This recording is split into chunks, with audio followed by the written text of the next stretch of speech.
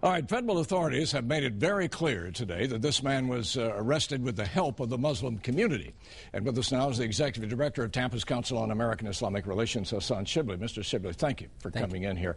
So we're hearing somebody in the Islamic community tipped off the cops here, called authorities. What can you tell us about that? Right, well, actually, I met today with the U.S. Attorney and the head of the local FBI, and they actually expressed a lot of gratitude and thanks for the Muslim community for its vital role in bringing the suspect to the attention of law enforcement. And really, that should come as no surprise. In fact, most of the terror plots that were planned by Muslims in America, most of the alleged plots, were actually foiled by the Muslim community because there's absolutely no room for violence like this or terrorism in our faith. Now, he said in one of the videos here that Americans should die the Islamic way. What does that mean? I mean, for me, it's meaningless. It's very disturbing. The die Islamic way, again, that's completely meaningless for me as a Muslim. You know, Islam teaches peace and justice. It does not teach wanton violence, which is what this guy was allegedly promoting. And we have to remember, again, these are allegations, and we're hoping the facts will come out through the court process. It's too early to make any judgments at this point. I know that. The point, obviously, with the disclosure that the Muslim community triggered his arrest,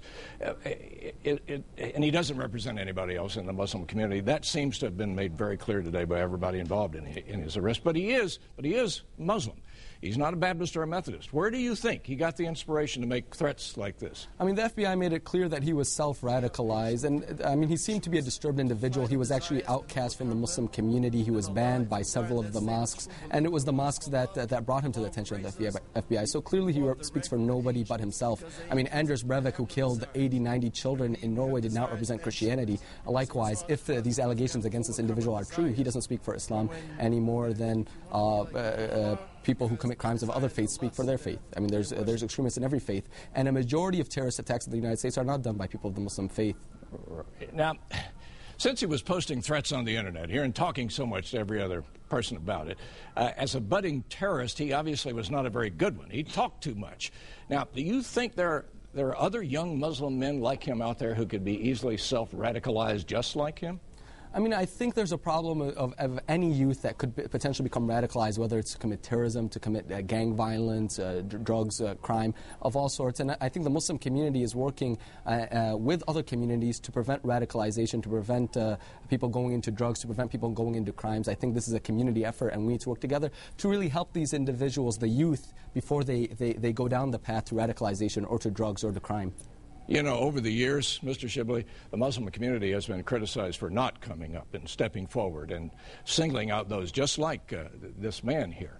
I wonder if this is a kind of a turning point. And I know it puts many of you folks in a very difficult position here.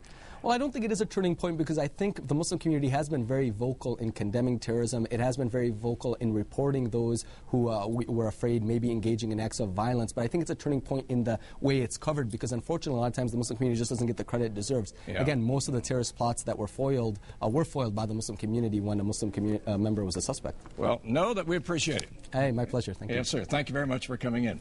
Mr. Hassan Shibly, Executive Director of the Tampa Council on Muslim Islamic Relations. American Islamic Relations. Thank you. Thank you very much. Yes, sir.